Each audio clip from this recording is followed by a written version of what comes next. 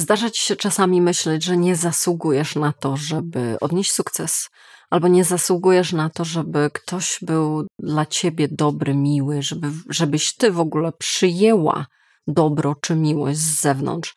Na to, żeby w ogóle zaistniało coś super pozytywnego, albo po prostu pozytywnego w twoim życiu, że nie zasługujesz na to.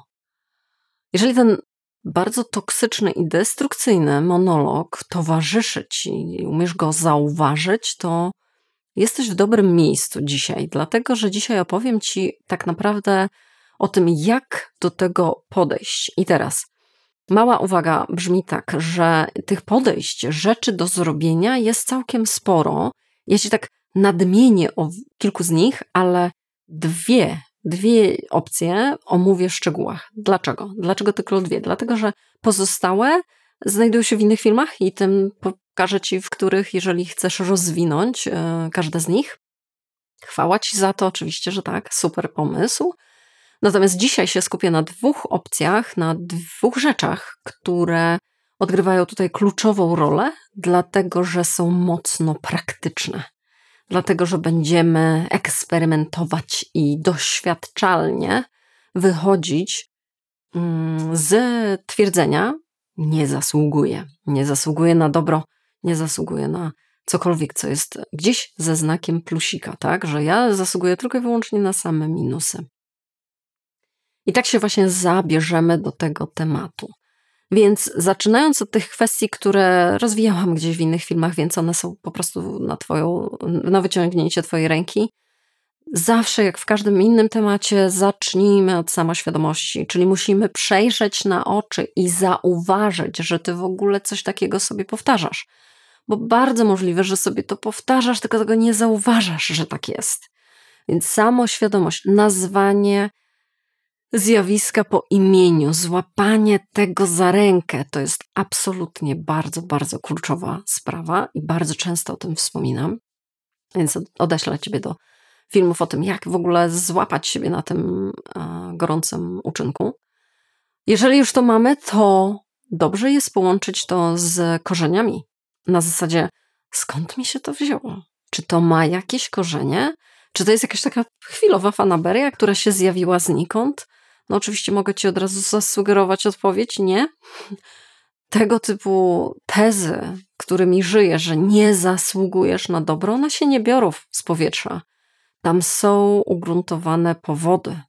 Najczęściej właśnie dlaczego nazywam to korzeniami, bo sięgają daleko, głęboko i dawno temu. Bardzo często są to jakieś przekonania z dzieciństwa, które wynosimy gdzieś z rodzinnych domów, a one w nas pracują. Więc to, żeby w ogóle zrozumieć je, zauważyć, to jest super ważna kwestia. Podobnie jak i podważanie, czyli wchodzenie w taką dyskusję na zasadzie pojawiła mi się teza, że nie zasługuję na dobro, no to ja sobie się teraz jej przyjrzę, nie? Zadam sobie kilka pytań, jakie mam dowody za, jakie mam dowody przeciw, jak to można z innej perspektywy zobaczyć itp. itd. O tym też były filmy, dlatego też cię odeślę, ale to są oczywiście bardzo ważne punkty. To, że ja przez nie galopuję, to nie chodzi o to, że one są mniej ważne, tylko że po prostu były o tym inne filmy. Natomiast dzisiaj bardziej nacisk nałożę na doświadczalność tego, co w praktyce. Podobnie jak też i ważnym bardzo punktem jest otoczenie siebie w tym całym procesie troską, ciepłem, otulenie siebie takim miękkim kocykiem, którym nazywam autoempatią. Jest to po prostu życzliwa postawa wobec siebie, po prostu dobra wola, żeby sobie nie dokopać w tym całym procesie poznawania siebie i swoich własnych tez, którymi żyjemy, zwłaszcza jeżeli one się okazują takie brutalne, typu ja nie zasługuję na nic dobrego, tylko żeby to gdzieś umościć właśnie taką samą życzliwością, samowspółczuciem.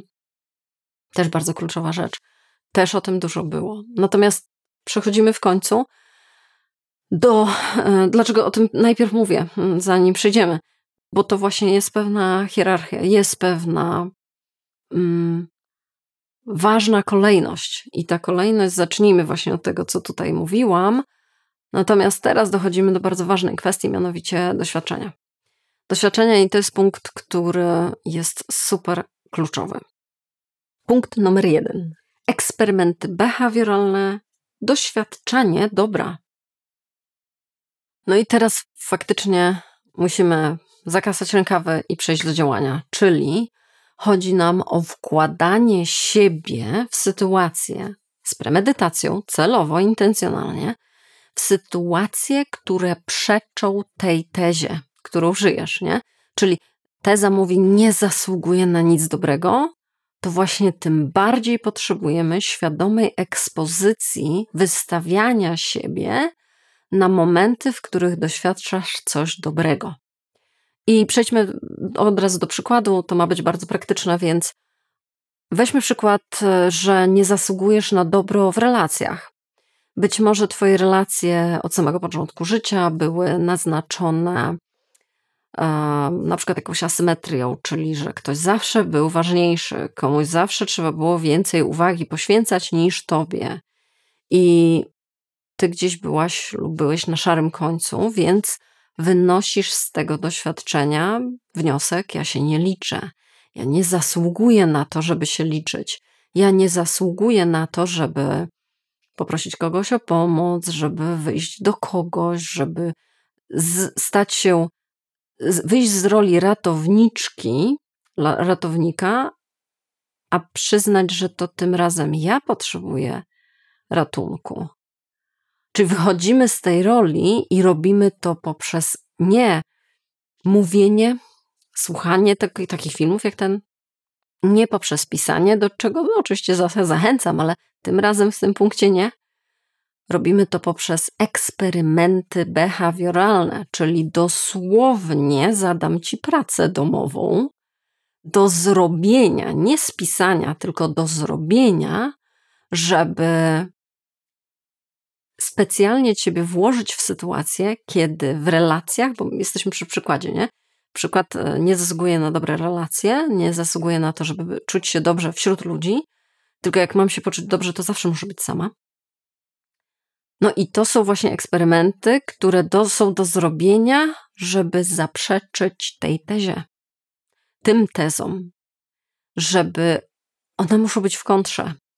I zanim ci wypunktuję, co to są na przykład, na tym naszym przykładzie, co to są za akty działania, to muszę zaznaczyć, że musimy sobie od razu powiedzieć, że to będzie niekomfortowe, nie? To nie jest tak, że ja ci wymienię, to ty powiesz, no ale to za każdym razem jak próbuję, to jest dla mnie niekomfortowe, to mnie spina, to napina mnie itp. itd. To nie jest dla mnie takie łatwe. Aha, no i dokładnie tego potrzebujemy. Dokładnie tego uczucia potrzebujemy, że to jest niełatwe i że to jest niekomfortowe. Dlaczego to jest takie ważne uczucie? Dlatego, że ono ci mówi, że robisz coś nowego, a potrzebujemy robić coś nowego, żeby nauczyć się poprzez doświadczenie nowych sposobów myślenia o sobie. Żeby dosłownie inne ścieżki neuronalne się wykształciły w mózgu. Żeby dosłownie nowa fala chemii organizmu całego ciebie zalała. Po to, żeby wyciągnąć nowe wnioski. A wchodzenie w nowe jest niekomfortowe. Zrymowało się, nie? To musi być prawda. I tego się trzymajmy. Więc to, że to nie będzie łatwe, to, że to jest niekomfortowe i to, że ojej, to mnie jakoś napina, potrzebujemy tego. To jest tak, jakbyś powiedziała, nie będę ćwiczyć, nie pójdę na siłownię, bo potem mam zakwasy. Aha, potrzebujemy tego. Potrzebujemy tych zakwasów. Potrzebujemy się troszkę napocić, żeby tą formę uzyskać. Więc idziemy w tym kierunku. A co to za kroki? No już ci dyktuję. Także bierz kajecik, spisuj i to jest twoja praca domowa. Jesteśmy przy przykładzie. Przypominam, nie zasługuję na dobro w relacjach, nie zasługuję na fajne, lojalne, przyjazne relacje, bo tak dużo razy się spaliłam w nich, że się wypaliłam. No nie. Tak, próbujemy dalej, idziemy. Tylko w co? Co robić, nie? No więc po pierwsze, jeśli unikasz kontaktu, bo bardzo możliwe, że tak się stało na skutek tych doświadczeń, to specjalnie spróbuj wejść w większy kontakt niż takie funkcje obserwatora. rzeczywistości. Na przykład poprzez wydłużenie swoich wypowiedzi. Czyli powiedz coś więcej niż zwyczajowo. Otwórz się z jakimś doświadczeniem, pomysłem, uczuciem, wyraź go o jedno zdanie więcej niż zazwyczaj. O jedno zdanie, tak? Mówimy zawsze o stopniowej ekspozycji. To nie jest rzucanie się na głęboką wodę, żeby siebie nie przytłaczać. Więc co? No powiedz coś więcej. Przeciągnij tą swoją wypowiedź o jeszcze jedną jakąś takie zdradzenie rąbka tajemnicy, jaką to właśnie sama się stałaś wobec ludzi. Czyli większe otwarcie się, dłużej się wypowiadaj i więcej o sobie mów. Oczywiście kroczkami, nie? Małymi kroczkami. Jeśli wybierasz niedostępnych partnerów, jeśli wybierasz czy partnerów życiowych, czy partnerów do dyskusji, bo czasami tak jest, to jest ciekawe. Jeżeli jesteśmy gdzieś przyzwyczajeni, że nie zasługuję na dobre relacje, to specjalnie wybiorę takie osoby, które mi nie zagwarantują tych dobrych relacji. Specjalnie będziemy z ludźmi, którzy są emocjonalnie niedostępni. Dlatego, że my potrzebujemy żyć tą tezą, nie zasługuję, więc nie dam sobie. Wyszukam ludzi, którzy też mi tego nie dadzą. No więc specjalnie zwracamy uwagę na osoby, które wydają się emocjonalnie dostępne. I nawet jeżeli wydają nam się w tym momencie przerażający, a czasami oznacza to też nudny. Jakby ci to powiedzieć, wtedy, kiedy zawsze towarzyszyły ci relacje ludzkie i takie wybory dokonujesz też i do dziś, że druga strona musi, na przykład partner życiowy czy partnerka musi być niedostępna, ty musisz za nią gonić, ty musisz, gdzieś zawsze musi się dziać jakieś tornado w tej relacji i trzęsienie ziemi, dlatego, że na przykład właśnie ktoś jest niedostępny, to alternatywa w postaci spokoju. Braku tornada, nie ma trzęsienia, nic się nie dzieje. Jest bezpieczna osoba, która jest obecna, która nawiązuje z tobą kontakt, jest cierpliwa, jest spokojna. Może ci się wydawać nudna. To taka mała przewrotność. Może ci się wydawać nieatrakcyjna. Czyli to całe trzęsienie ziemi i to uganianie się, upraszanie o troszeczkę uwagi, tylko ułamek uwagi, gdzieś ci się połączyło nieprawidłowo na tym polega miłość. Albo na tym polega przyjaźń. Że tam się dzieje po prostu trzęsienie ziemi non-stop, nie ma spokoju. I gdzieś jeszcze ze sprawą takiej romantycznej wizji w filmach, że bardzo często są filmy o tym, jakieś romantyczne komedie i tak dalej, że właśnie ktoś się niesłychanie tam stara i tam takie perypetie są, że na tym polega miłość. To gdzieś nam też przyklepuje tą nieprawdziwą wizję miłości, a tą spokojną i bezpieczną w tym momencie przedstawia jako nudną. Więc zauważ, czy przypadkiem się na takie coś nie nabrałaś, warto to przemyśleć i wchodzić w relacje, które być może się właśnie dlatego, że pozbawione tego wszystkiego szaleństwa, wydają ci się nudne, wydają ci się nieatrakcyjne. Albo oczywiście przede wszystkim wydają ci się takie, na które ty nie zasługujesz. Tym bardziej zwróć uwagę na te osoby, bo one będą zaprzeczeniem twojej roli. A że chcemy z tej roli wychodzić, rola nie zasługuje na dobro, na przykład w relacjach, no to tym bardziej potrzebujemy doświadczeń. Co to oznacza? Niekomfortowe uczucie, jakieś tam stresy, jakiś tam wewnętrzny dialog, który mówi nie, z tą osobą nie. Nie słuchamy, nie wierzymy we wszystko, co nam przychodzi do głowy, nie wierzymy we wszystko, co nam gdzieś pojawia się w ciele. Idziemy na eksperyment. Pamiętaj, to nie są twoje wybory życiowe i tak już zostanie, tylko powiem o jedno zdanie więcej tej osobie. Gdzieś tam jakiś small talk. Przybliżamy się i oczywiście obserwujemy, co się we mnie dzieje. co się we mnie pojawia. Co ja tutaj zauważam na własny temat. Jeśli tolerujesz złe traktowanie, dlatego, że ono jest tak bardzo w twojej roli, roli niezasługiwacza na dobro, to jest bardzo kompatybilne ze złym zachowaniem czyimś. Czyli jeżeli właśnie znajdujesz się w sytuacjach relacyjnych, w których dzieje się źle i ty dobrze o tym wiesz, że ta osoba cię zaniedbuje, że ta osoba cię krzywdzi, brzydko się do ciebie zwraca, w ogóle cię nie szanuje, to naszym behawioralnym eksperymentem będzie postawienie granicy. Powiedzenie nie. Powiedzenie mi to się nie podoba. Oczywiście, tak jak mówię, jeżeli to jest nowe, to zaczynamy od malutkich kroczków. Było o tym mnóstwo filmów, jak powiedzieć nie, jak stawiać czym jest asertywność, nie, to zostawię ci wszystko, żebyś wiedziała. Dobra? Pozwól sobie na komplement. Jak w ogóle to jest? Jak ty słyszysz komplement, słyszysz jakieś dobre słowo, a tam włącza się nie zasługuje na dobroć, a tutaj jest coś dobrego, co się w tobie dzieje, co ten konflikt, co ta kłótnia wewnętrzna robi.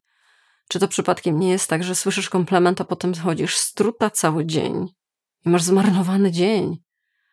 My jesteśmy naprawdę złożonymi istotami, nie? To nie takie proste być człowiekiem. Tak może też być, że słyszysz dobre słowo i ono ciebie wytrąca z równowagi. Gdzie można by powiedzieć, że to, co wytrąca z równowagi, to jest złe słowo, a niekoniecznie. Więc co? Specjalnie, słysząc dobre słowo, jakikolwiek komplement, włączamy, okej, dobra, jestem właśnie w tym momencie, kiedy się mogę nauczyć czegoś nowego. Mogę zamiast wymyśleć, że nie, gdzie tam wyglądam dobrze, nie, to stara bluzka, coś tam, wszystko jest oczywiście na nie. Dzięki. Mówimy tylko po prostu dziękuję. I to takie całe. Niech tam się po prostu ten dyskomfort sobie tam szaleje i robi co chce, ale to powiedz dziękuję. I uczymy się, i to jest nasz behawioralny eksperyment. Dobrze jest go powtarzać. I oczywiście przy tego typu pracach domowych obserwacja. Obserwuj, co się pojawia. Obserwuj, co w tobie się dzieje.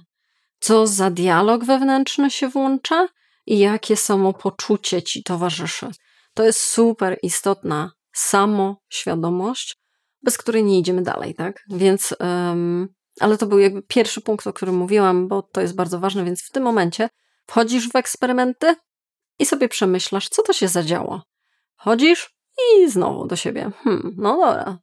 I takie doświadczenie jest super kluczową rzeczą. Pamiętaj, nie możesz w sobie zmienić sposobu myślenia tylko i wyłącznie myśleniem.